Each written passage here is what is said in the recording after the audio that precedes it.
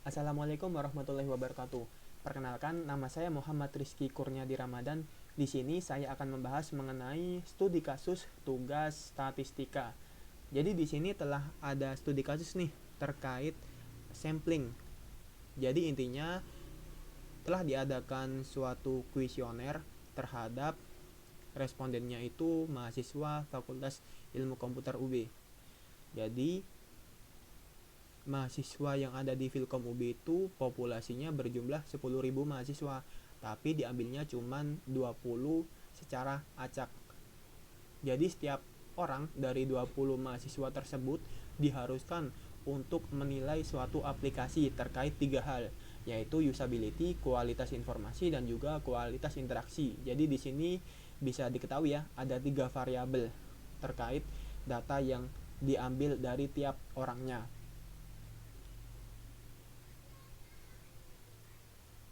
Di sini juga terdapat data yang udah disajikan dalam bentuk tabel. Jadi bentuknya kayak gini, masih acak ya. Jadi masih tidak terurut dan datanya bersifat tunggal.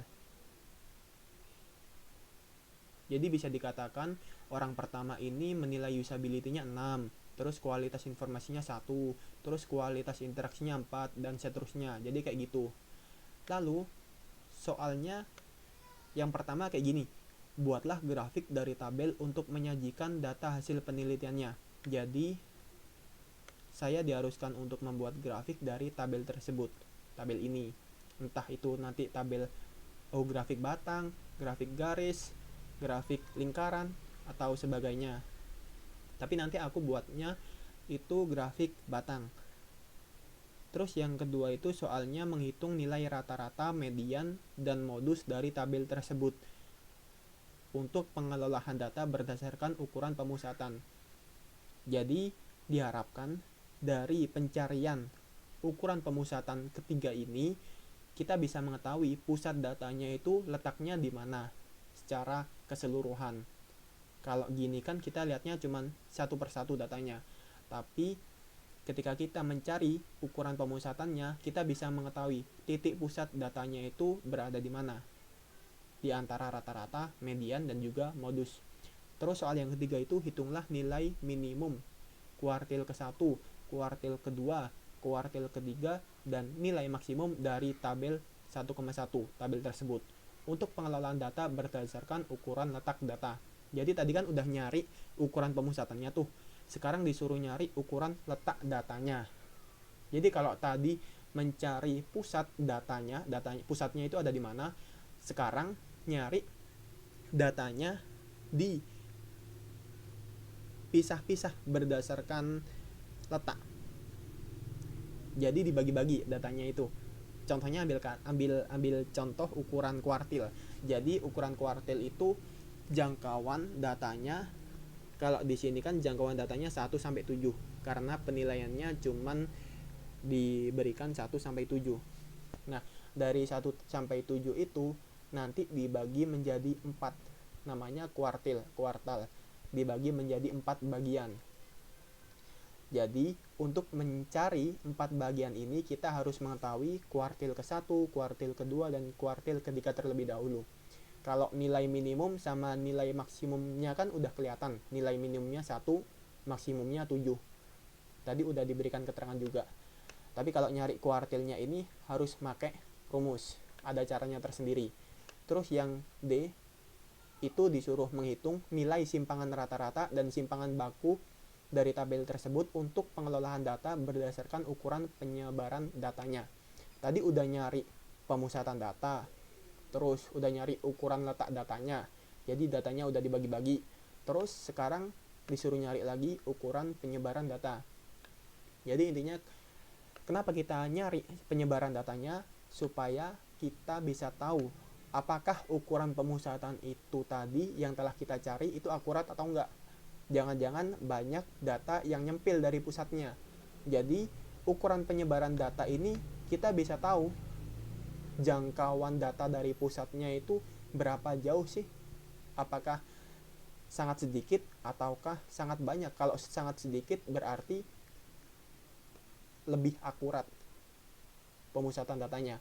Kalau sangat jauh berarti pemusatan data yang kita hitung tadi nggak akurat banget, jadi nggak bisa merepresentasikan suatu data, semua data ini, jadi percuma.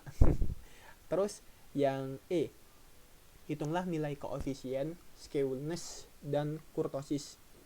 Skewness ini intinya kemencengan dan kurtosis ini kelancipan kalau nggak salah. Skewness itu kemencengan atau kemenonjolan, kecembungan, apa ya, kecondongan, iya, ininya kayak kemencengan, kecondongan. Jadi nyari dua koefisien ini tuh tujuannya untuk suatu grafik. Jadi harus digambar grafiknya dulu supaya kita tahu nanti grafiknya itu bakalan seperti apa. Apakah grafiknya simetris berbentuk kayak gunung ataukah meliuk-liuk ke kanan dan ke kiri. Itu dicarinya pakai skewness dan kurtosis. Apakah grafiknya bakalan meruncing ke atas kayak Tugu Pahlawan atau melandai flat. Jadi kayak gitu, untuk mengetahui bentuk dari grafiknya. Oke, langsung menuju ke nomor 1. Saya udah gambar grafiknya, yaitu grafik batang. Maaf ada rada jelek gambarnya, kayak gini, nggak rada, jelek banget. Jadi intinya bisa diketahui lah, ini ada keterangannya. Sumbu X itu menunjukkan skala penilaian. Tadi kan skala penilaiannya 1-7. Terus sumbu Y menunjukkan frekuensi. Maksudnya orang yang menilai 1 itu berapa orang. Orang yang ngasih nilai 2 itu berapa orang, kayak gitu. Terus tadi kan aspek penilaiannya ada 3. Bisa dikatakan 3 variabel. Jadi yang biru itu aspek penilaian usability, warna kuning itu kualitas informasi, warna merah atau pink terserah itu kualitas interaksi. Jadi bisa dibaca secara gampang kalau dibuat grafik batang kayak gini. Terus kita bisa tahu lebih cepat data mana yang paling tinggi dan data mana yang paling rendah. Jadi gitu. Itu kelebihan dari diagram batang. Cara membacanya bisa lah ya. Jadi skala penilaiannya berapa, yang ngasih berapa orang. Untuk aspek usability berapa, untuk aspek kualitas informasi berapa, untuk aspek kualitas interaksi berapa. Jadi kayak gitu bacanya, masih gampang lah ya. Terus untuk nyari semua ini kayak ukuran pemusatan, ukuran letak data, ukuran penyebaran data, skewness, kurtosis, itu kan pakai rumus biar lebih gampang. Saya nggak bisa jelasin turunan rumusnya, jadi jangan tanya ini rumus ini asalnya dari mana. Jadi itu ada turunannya sendiri kalau mau memahami rumus tersebut.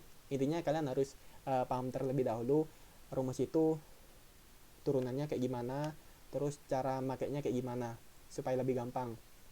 Nah, untuk mempermudah perhitungannya, saya membuat tabel perhitungan supaya nanti masukin rumusnya lebih mudah. Ini udah aku hitung secara manual pakai kertas karena disuruh foto, meskipun tulisanku jelek banget, tapi aku udah buat versi Microsoft Excel. Ini, oh ya, ini grafik yang rada bagusan ya, jauh daripada grafikku yang ku gambar tadi lah intinya. Terus aku mau menunjukkan tabel perhitungannya kayak gini. Dalam tabel perhitungannya ada yang namanya frekuensi kumulatif, terus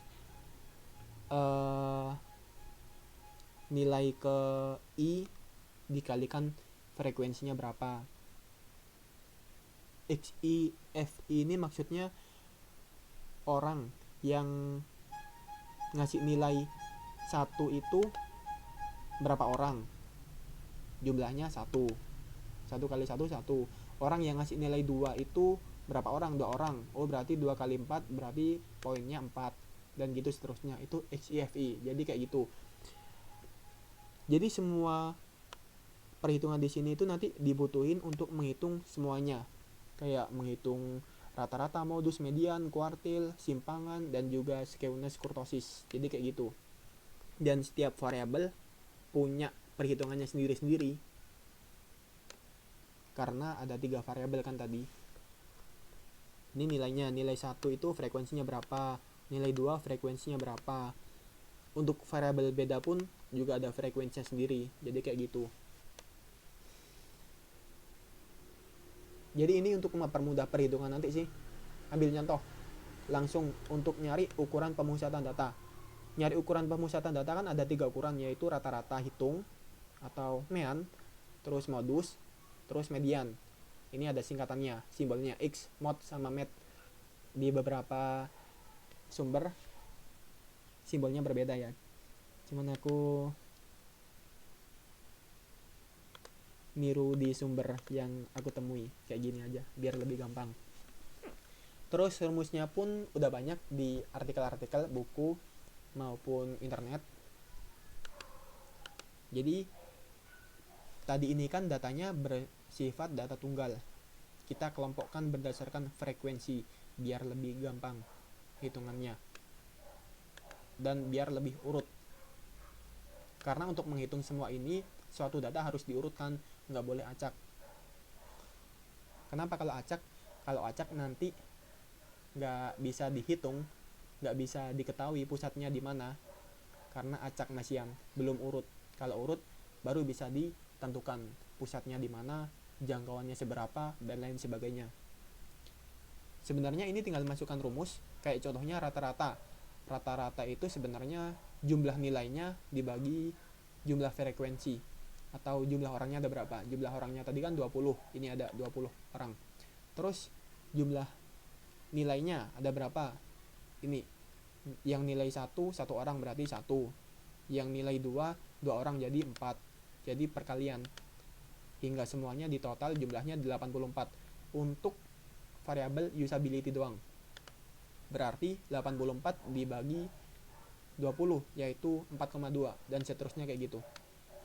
Oh yang ini sih untuk variabel kualitas informasi sama kualitas interaksi ngitungnya sama, masih gampang lah pelajaran anak SD. Terus selanjutnya nyari modus, yaitu nilai terbanyak. Ini lebih gampang lagi karena kita cuma ngelihat frekuensinya, frekuensi yang paling tinggi yaitu modusnya, karena ini masih data tunggal, masih gampang lah. Terus kalau nyari median, ya nyari nilai tengah. Kalau datanya ganjil itu ya tinggal dibagi 2. Kalau datanya genap, ini kan datanya genap 20 datanya, jadi ditambah 1 baru dibagi setengah, baru ketemu nanti nilai tengahnya itu berada di data keberapa. Kalau ini kan normalnya ke 10,5, jadi 10,5-nya itu 4 semua mediannya dari ketiga variabel. Kalau modus sama rata-rata tadi kan hampir beda semua, tapi kalau mediannya sama semua. Dari ukuran pemusatan data ini diharapkan kita bisa tahu pusatnya itu di mana tanpa kita ngelihat semua datanya. Kalau datanya 20, kita nggak perlu ngelihat 20 data tersebut, cukup lihat pemusatannya. Pusatnya itu di mana, itu seenggaknya dapat merepresentasikan data yang ada. Rata-ratanya, kalau bisa dibilang rata-ratanya lah, ada 20 data. Rata-ratanya itu berapa sih? Jadi kayak gitu, biar lebih simple. Terus setelah itu kita nyari ukuran letak data.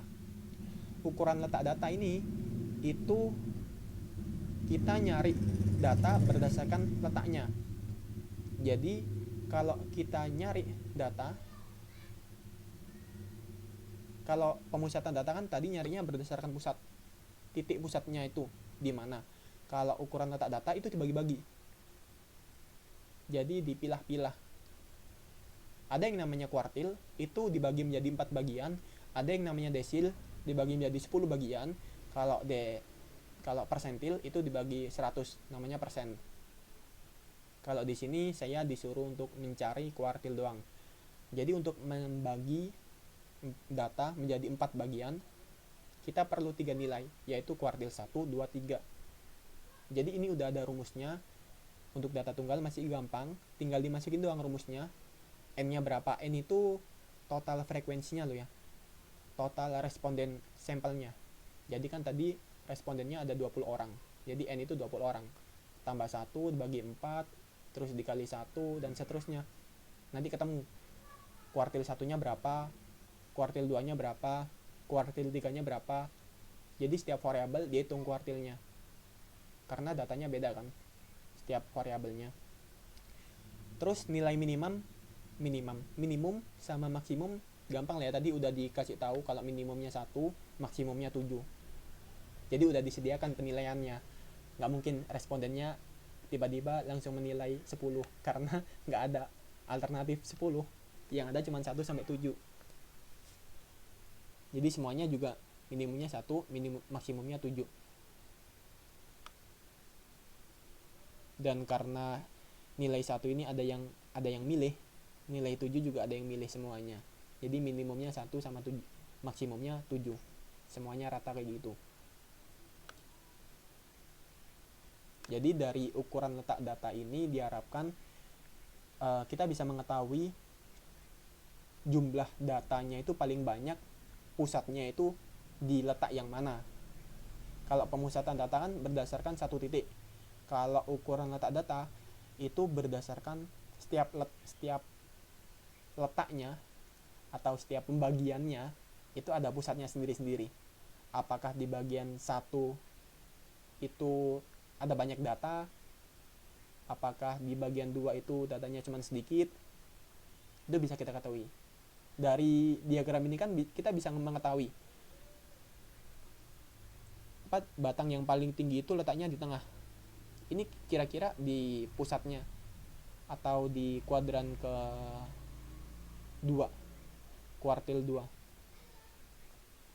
Jadi kuartil 1 minim, kuartil 3 juga minim.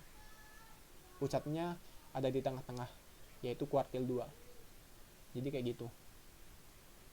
Setelah itu kita nyari ukuran penyebaran suatu data. Jadi nggak terima nyari pemusatan doang, nggak terima nyari letaknya doang, tapi sekarang nyari penyebaran datanya di mana. Jadi ini tujuannya untuk nyari jangkauan terhadap pusatnya. Kalau jangkauan kan maksimum dikurangi minimum, itu doang, jangkauannya 6. Tapi itu nggak merepresentasikan datanya. Jadi kita perlu adanya jangkauan setiap datanya ke pusatnya masing-masing. Jadi kayak gitu. Contohnya kalau pusatnya di tengah-tengah sini, terus ada data yang nyempil, itu diukur jangkauannya berapa antara data satu ke pusatnya. Dan setiap data itu diperhitungkan semua datanya. Jadi di sini ada yang namanya simpangan rata-rata dan simpangan baku. Kalau simpangan rata-rata itu dia cuma ngambil nilai mutlak, nggak peduli minus ataupun plus. Intinya cuma nyari jangkauannya doang, jaraknya doang. Tapi kalau simpangan baku dia lebih detail. Dia memperhitungkan positif dan negatifnya. Arahnya di mana? Arahnya positif atau negatif. Makanya nanti yang dibuat rumus kemiringan itu pakai simpangan baku, bukan simpangan rata-rata. Karena simpangan baku emang memperhatikan arah positif dan negatif suatu data. Di sini bisa diketahui dari rumusnya. Maaf kalau gini linear, sulit dibaca. Kalau di rumus-rumus itu lebih tersusun rapi. Intinya di sini ada pangkat setengah atau akar kuadrat. Kalau suatu nilai di akar kuadrat kan pasti hasilnya plus minus. Akar dari 9 kan plus minus 3. Jadi maksudnya plus 3 bisa, min 3 bisa. Jadi gitu. Simpangan baku ini memperhatikan jangkauan plus dan jangkauan minus. Jadi lebih detail daripada simpangan rata-rata.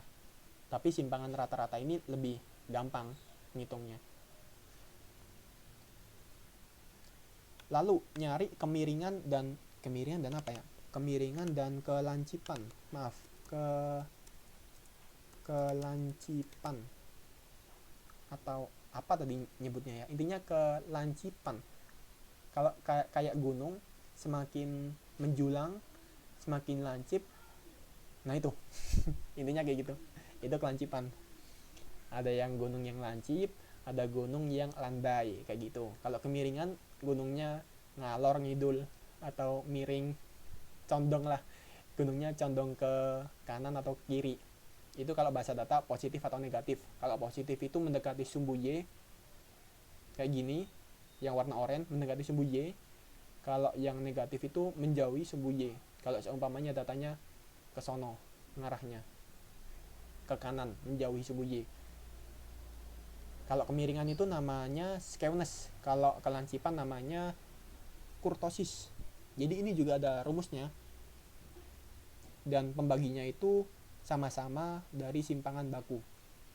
Karena emang tadi simpangan baku itu detail banget untuk mencari jangkauan data positif sama negatifnya. Jadi kemiringan dan kelancipan ini kita bisa tahu grafiknya nanti itu bakalan mengarah kemana, bentuk grafiknya itu seperti apa. Jadi sebelum kita menggambar suatu grafik, kita tahu terlebih dahulu, oh ini menceng ke kanan, oh ini menceng ke kiri, oh ini simetris. Nah itu ada aturannya. Kalau simetris itu nilainya sama dengan 0 skewness-nya. Kalau positif itu lebih dari 0, ya iya positif lebih dari 0. Kalau negatif itu kurang dari 0. Maksudnya positif itu mendekati sumbu Y, ke kiri. Kalau negatif itu menjauhi. Nanti gambarnya bisa kayak gini, cerot, kurang lebih kayak gitulah kalau bisa bermain imajinasi. Terus ada yang namanya kurtosis, kelancipan suatu data. Kan ada tuh suatu data itu yang berpusat ke satu titik, saking musatnya itu sampai grafiknya lancip banget. Ada yang saking penyebarannya luas, jadi grafiknya itu landai, rata gitu. Setiap data ada. Jadi itu yang namanya skewness sama kurtosis. Rumusnya kayak gini, tinggal masukin rumus doang, terus dapat. Ini kalau skewnessnya lebih dari 0 berarti positif, miring ke kiri. Semakin besar positifnya berarti semakin nempel ke kiri, semakin mojok ke kiri. Kalau negatif itu menceng ke kanan, menjauhi sumbu Y. Semakin kecil minusnya, bukan semakin kecil minusnya, maksudnya semakin besar minusnya, dalam artian semakin kecil angkanya, itu grafiknya akan semakin ke kanan, menjauh ke kanan. Kalau kosong berarti simetris, kayak gunung, kanan sama kiri sama. Kalau kurtosis itu perhitungannya kalau lebih dari 3 itu dia sangat lancip. Itu sebutannya apa aku lupa.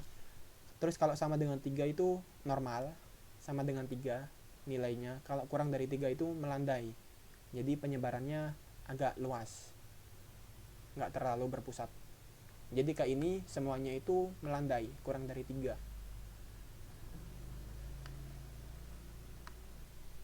Mungkin kurang lebih cukup itu aja penjelasan dari saya. Kurang lebihnya saya mohon maaf, mungkin ada beberapa kekeliruan. Cukup sekian.